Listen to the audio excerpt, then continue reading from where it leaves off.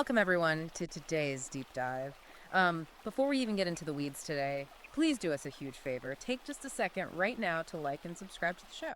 It really helps us keep bringing you these deep dives. It absolutely does. And today we are setting out on a very specific, a very intense mission. We are reviewing a highly provocative, ultra-long and incisive 2025 ebook by an author named Conrad Riker. Right. And the full title is a mouthful. It's Lilith's Price Reckoning Bitchiness by Jezebel Waite. Yeah, but throughout the actual text, he mostly just refers to it as standard, so we'll probably use that interchangeably today. Exactly. And just to give you, the listener, proper context right out of the gate, this is an unfiltered, aggressive manifesto. It is written explicitly for a men's rights activist audience and what is widely referred to as red-pilled manosphere men. So if you are intrigued by what we unpack today, we strongly urge you to check out Amazon Kindle or Google Play Books. Buy the book so you can read the full, unfiltered text for yourself. Because we can only cover so much ground here. Yeah, right. But before we really dive in, we have to set some crucial ground rules. This source material contains highly politically charged, controversial claims about gender, modern feminism, and our Western institutions. Extremely charged. So we want to make it crystal clear to you right now, we are not taking sides here. Not at all. Our role today is strictly to act as your impartial guides. We are not endorsing Riker's viewpoints, nor are we condemning them. We are just unpacking the ideas, the data points, and the arguments exactly as he presents them in the original text. The goal is simply to help you understand the architecture of his worldview and his take on the history of our institutions before, as he argues, they were captured. Captured by feminists and cultural Marxists, that is the core theme of this massive manifesto. Yeah, his central thesis is that Western civilization has been entirely captured. He argues that logic, merit, and empirical truth have been systematically replaced with emotionalism. And the end result of that replacement, according to the book, is a society engineered entirely for the systemic extraction of male resources. It's a sweeping historical claim. And what's wild is where he starts his timeline. He doesn't start with modern social media or even 20th century feminism. No, he goes all the way back to 1762. Right. He points directly at the Swiss philosopher Jean-Jacques Rousseau and his book Emile. I found that historical anchor fascinating. Riker argues that Rousseau essentially established the doctrine of what he calls female moral exemption. For those who haven't read Emile, Rousseau basically divided humanity into two distinct educational and societal roles. You have Emile, the boy. Who has to be forged through hardship, physical discipline, stoic sacrifice. Exactly. And then you have Sophie, the girl, who is taught to be soft, pleasing, and manipulative in this sort of subtle, indirect way. And Riker views that as the original blueprint for what he terms male duty enslavement. Right, the logic being that men have to endure pain to become virtuous, while women are presumed naturally pure just by virtue of existing. And that philosophical root blossoms into a concept Riker clinically diagnoses as bitchology. It is a jarring term. It is, but he uses it to describe a specific behavioral framework. He draws a really sharp line between male and female warfare. Right. Men have traditionally fought physical wars. The combatants and the rules are visible. But women, according to Riker, engage in relational aggression, or RA. Invisible warfare. Exactly. Coordinated whisper campaigns in the office, gossip, reputation sabotage, emotional blackmail. And he brings in data for this. He cites a 2008 meta-analysis from the American Psychological Association. Yeah, that APA study claims to demonstrate that women utilize relational aggression at 4 times the rate of men. 4 times. And Riker argues that because modern society has strictly criminalized physical aggression, which is the male domain, while leaving relational aggression entirely unregulated. Right. So the modern battlefield is inherently skewed to favor female tactics, which leads directly into 2 major conceptual pillars in his book, the Jezebel matrix and the imago mater. These are the lenses through which he views almost every modern institution. The Jezebel matrix, as he defines it, is the weaponization of emotion to control men and dictate reality. He gives the example of a corporate boardroom. He argues that within this matrix, a woman's tears or her claim of feeling unsafe act as tactical nukes. They immediately bypass logic or debate. They instantly neutralize male opposition. And then there's the imago mater, the image of the mother. He describes this as a societal doctrine granting women an automatic presumption of innocence, a gendered halo effect that insulates them from accountability. Taking those concepts, Riker then applies them to specific societal pillars, and he goes hard after modern education. He titles this chapter, The Education Enema. It's an incredibly detailed critique.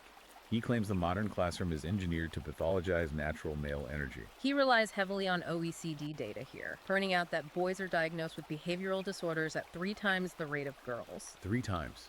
Because traits naturally inherent to young men being kinetic, competitive, physically aggressive, risk-taking, they aren't seen as normal developmental phases anymore. According to the book, they are treated as literal diseases that need to be cured. Cured by being chemically neutered with ADHD medications. Riker views this as a deliberate strategy to enforce compliance in a system designed entirely for female sit-still-and-listen behaviors. And then the critique pivots from the classroom to the hospital, a section he calls the healthcare scheme. This part is heavy. He points at a glaring demographic reality regarding mortality. Male suicide rates are nearly 4 times higher than female rates globally. And men suffer a staggering 93% of workplace fatalities. 93%. Yet despite those fatal metrics, Riker argues the medical industrial complex heavily prioritizes funding for female-specific ailments. Specifically what he calls invisible illnesses, conditions like fibromyalgia or chronic fatigue syndrome. He actually refers to this systemic imbalance as the vagina economy. The core argument is that society enthusiastically medicalizes female fragility, creating these highly profitable funding streams. But it completely pathologizes male resilience. Men are just expected to push through the physical and mental pain. Keep working hazardous jobs. Keep paying taxes to fund a healthcare system that ignores their specific crises. And staying within the medical sector, he wades into a highly contentious topic, the abortion industrial complex. Now, again, we are just reporting his framework here. Right. Riker completely removes abortion from the standard political debate of bodily autonomy. Instead, he frames it purely as a demographic weapon. He cites the Guttmacher Institute's claim that over 1.2 billion male fetuses have been aborted globally since 1973. Using that specific data point, he argues abortion functions as a systematic targeting of the male future. In his view, it transfers all reproductive power to women, giving them absolute veto power over human creation, while still expecting men to fund the societal infrastructure that makes it possible. So if he believes the medical system is extracting physical resilience and reproductive agency, where does the direct financial extraction happen? He points directly at family courts and corporate policies. He explicitly calls the family court system the divorce laundering system. He presents a staggering figure here. He claims there is a $50 billion alimony industrial complex functioning in the West. $50 billion, designed specifically to transfer wealth from men to women. And the mechanics of this pipeline are fascinating, based on the stats he uses. He notes that women initiate 70% of no-fault divorces. Yet, despite initiating the split, they walk away with 68% of the marital assets. And 98% of alimony recipients are women. 98%.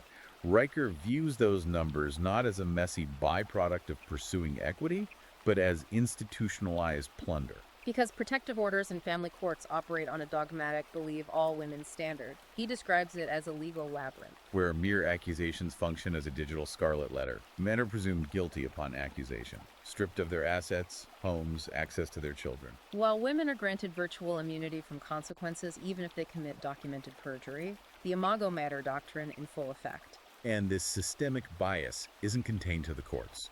He argues it is perfectly mirrored in corporate America through the rise of diversity, equity, and inclusion, DEI. But he doesn't view DEI as standard corporate HR policy. He defines it as the Church of Woke, a new civil religion. In this religion, masculinity itself is the original sin.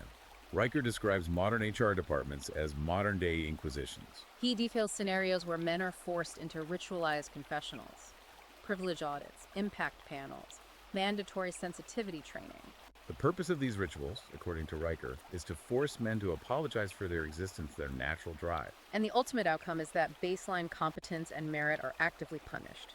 Meanwhile, performative victimhood is rewarded with promotions and institutional power. Which naturally brings us to how this plays out in the digital sphere. He dedicates a huge portion of the book to the digital harem and the romance racket. This part is incredibly cynical, but very detailed. He looks at social media and dating apps. He calls it the selfie industrial complex. The example he gives here is highly illustrative. He talks about a female influencer who posted a heavily filtered, crying selfie about going through a breakup. Just a single display of emotional distress, and she managed to raise $89,000 on GoFundMe from her followers just to heal. 89 grand. And the contrast he draws is sharp. While she monetizes a breakup, you have male tech innovators, guys building actual utilitarian tools or writing complex code in garages, struggling to get even a fraction of that funding. The modern digital economy literally monetizes female emotional theater while ignoring male utility. And when it comes to the mating market, dating apps aren't matchmakers. They are rigged casinos. He uses Hinge data, claiming that 80% of matches go to just 20% of the women. The Pareto principle applied to romance. This creates an artificially skewed market that hyper-amplifies female hypergamy. Because of the interface, women only swipe on the absolute top tier of high-status men, leaving the vast majority of average men completely invisible, fighting for algorithmic scraps. This is where he introduces the harem index and the male orbiter index. He's measuring attention extraction. Right, because he argues a massive percentage of women on these apps aren't looking for a romantic connection at all. They are using the apps as ego vending machines. They cultivate a digital roster of beta males who just orbit their profiles, like satellites that provide gravitational pull but never actually land. That's exactly the metaphor. These orbiters provide a constant stream of free meals, attention, Instagram likes, and emotional validation. He calls it the nice guy trap. Men think they are participating in courtship, but they are actually just providing unpaid emotional labor to women who will eventually ghost them for a top-tier match. So if we take a step back, if education pathologizes boys, courts extract their wealth, corporate HR is a hostile religion, and romance is an ego vending machine racket, what is the solution? What does Riker actually propose men do? This is the climax of the manifesto. His answer is a concept he calls the beta uprising and the adoption of the sovereign man identity. Simply put, the ultimate solution is completely opting out. The sovereign man refuses to participate in rigged systems. He refuses to provide unpaid emotional labor.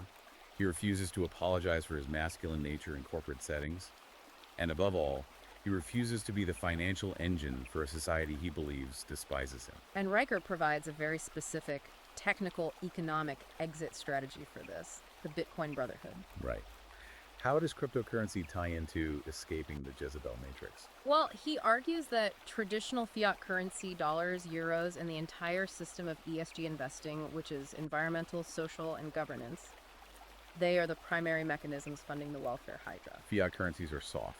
They can be printed endlessly to fund gynocentric policies, they can be inflated away, and they can be tracked, frozen, or seized by a family court judge. But Bitcoin operates on completely different physics. The holder base for Bitcoin is heavily skewed. It sits at around 87% male. He describes it as a hard asset, rooted in math and thermodynamics, immune to central bank inflation. It cannot be regulated by an HR department. And crucially, a properly secured hardware wallet cannot be easily seized in a divorce settlement. It represents decentralized, cryptographic financial independence. But financial independence is only half the battle. How does the sovereign man fortify his mind against relational aggression and emotional manipulation? For mental fortification, Riker advocates for the Athena Protocol and a dedicated return to a new Stoicism. He calls for a widespread educational revival of the trivium. For you listening, the trivium is the classical education model: grammar, logic, and rhetoric. But Riker views these not just as academic subjects. He sees them as a cognitive firewall. Grammar is the foundation of objective facts. Logic is the processing system to detect fallacies. And rhetoric is the ability to articulate reality clearly. By mastering the trivium, men can dismantle emotional blackmail because they simply refuse to argue on the shifting sands of feelings. To embody this new Stoicism, he holds up Admiral James Stockdale as the ultimate historical archetype. Stockdale survived 7.5 years of brutal torture as a prisoner of war in Vietnam. He did it by confronting the absolute bleakest reality of his situation without ever losing the foundational faith that he would prevail. Enduring without breaking, not succumbing to false hope or despair, Riker sharply contrasts that grit with modern therapy culture, which he claims just encourages endless navel-gazing and disarms men of their stoic armor. He also points to Elon Musk's management style at SpaceX and Tesla as real-world applications of the Athena Protocol. Ruthless dedication to physics, engineering results, and pure logic, completely removing emotional vetoes and DEI bureaucracy from the equation. So, to synthesize Conrad Riker's sprawling worldview from standards, he is issuing a clarion call for men to build parallel, decentralized institutions. He argues the existing structures are beyond. It is a massive, intense, and heavily detailed read. We've really only scratched the surface of the historical data, the economic theories, and the philosophical framework. If this deep dive hooked you and you want to explore these arguments firsthand, you need to go to Amazon Kindle or Google Play Books right now. Buy and read the full ebook. And if you want to hear more directly from the author as he expands on these theories, you should follow him on Substack at Conrad Breicher. Before you go, please make sure you take a second to like and subscribe to the show. It is the best way to ensure we can keep bringing you these deep dives into the most provocative material out there. We want to leave you with a final provocative thought to mull over on your own today. Considering the detailed architecture of the exit strategy we've just discussed, Right. if a massive demographic of men actually follows this blueprint, if millions of young, capable men completely opt out of traditional dating, banking, higher education, and corporate structures to quietly build invisible, parallel institutions, what does that mean for the foundational stability, the economy, and the future society they are leaving behind?